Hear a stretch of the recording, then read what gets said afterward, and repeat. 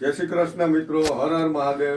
મિત્રો, આજે પાછા આપણે કુકિંગ ઉપર આવ્યા છીએ અને આજે આપણે બનાવી છે દૂધ પાક.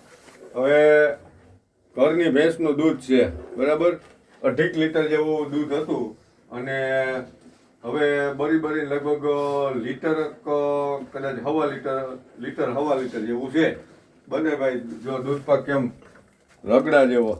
અને આપણે એમાં સુગંધ માટે જાયફળ નાખ્યું છે, બરાબર. અને અહીંયા આપણે પૂરીનું કામકાજ ચાલુ છે, વણવાનું.